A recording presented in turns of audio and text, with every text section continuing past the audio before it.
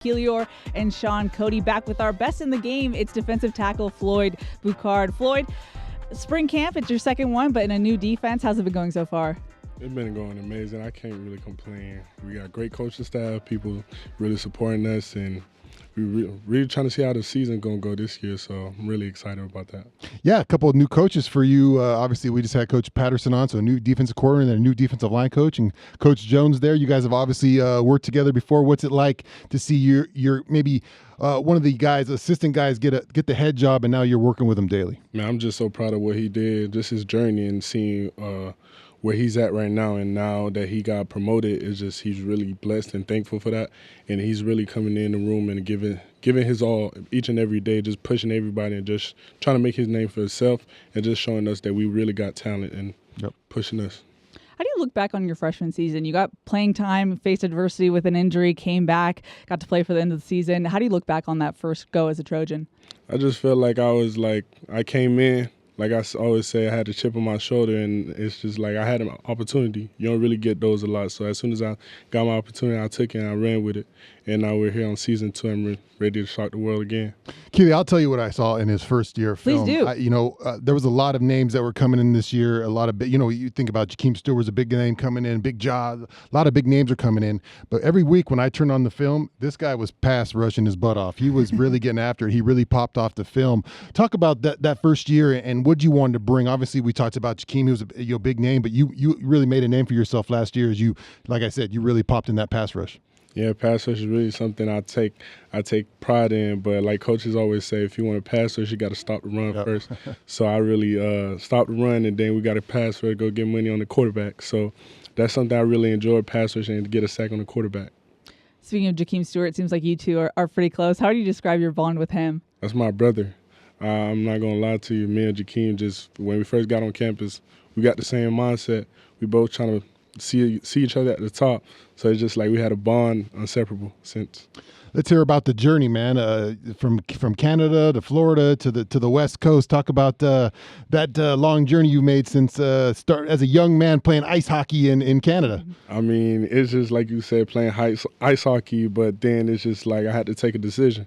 Either you keep playing hockey or you go play football. So I just bet on myself, and I left home at an early age. Mm-hmm. I left home, came to the United States, and I wanted to bet on myself and play football. So I went to a small private school in Mobile, Alabama, called Mobile Christian. I was hosted by a great family called the Oaks family. I'm never gonna forget what they did for me. It's really a life-changing opportunity. And then right after that, I wanted more competition. I went to Miami, played at Miami Central Senior High, and it just took on from there. And then I took it down here. So tell us a little bit more about this hockey thing. Were you like the enforcer out there, or were you like just nice with the stick? You're putting goals in. What was your hockey game like? I mean, you see my footwork. I was always light on my feet. I was always light on my feet. I just felt like I was doing whatever I had to do to help my team to win. You still got that in your bag? You still got those? Still got the skates? Hey, once you got the talent, you can't take that away from you, man. Also, I have to provide some context because you said you wanted more competition, but you won a championship in that season before you went to Florida. I believe you also played some running back and tight end too. Did you like that? I loved it. Okay. I just feel like it translates, like you said, the footwork, just being able to play running back, being able to play tight end, wide receiver, all that, it translates just how I see stuff. I can see it from their perspective and put it into my game as a D lineman.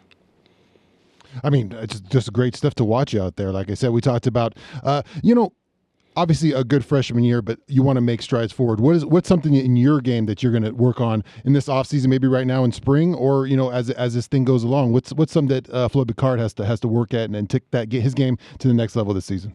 For Floyd Boucard to get his game to the next level, I just feel like being able to control the double team. Being able to control the double team. That's one of the hardest things. Talking from an old defensive line. Yeah. Double teams never that much fun, man. Yeah, it's not really that fun, but you got to do it. Like I said, you got to stop the run before you go get the quarterback. So that's something I really want to work on, so I can take my potential from here to all the way over here.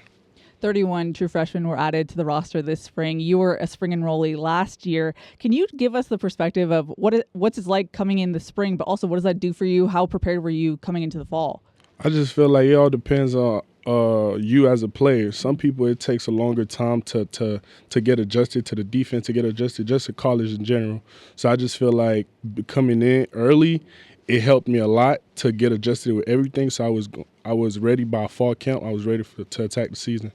Obviously, early in spring ball here, still just a week under your belt. What have you noticed from Gary Patterson, your new defensive coordinator? Anything that you've noticed that he brings to the table?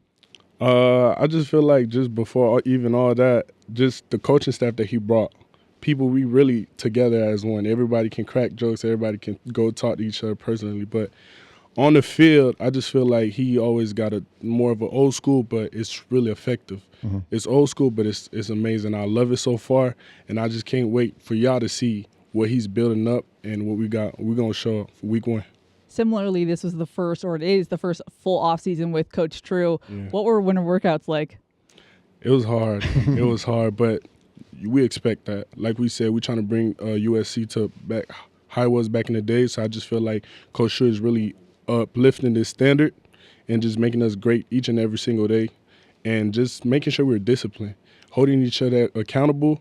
Just having our leaders, we got great leaders on this team, so everybody's holding everybody accountable. Even like you said, me and Jakeem, we're best friends, but he holds me accountable in the same way. I also hold him accountable. Sometimes I'm not gonna like it, but I still gotta put my feelings aside and not be selfish and just be a team player. Floyd, have you enjoyed the California experience? We see you here, man. You look like you're ready for the snow, but it's like 85 degrees out here, man. How's California been treating you, bud? Man, I'm just always trying to stay warm, because hey, I ain't trying to just get staying any ready. I ain't trying to stay any darker, man.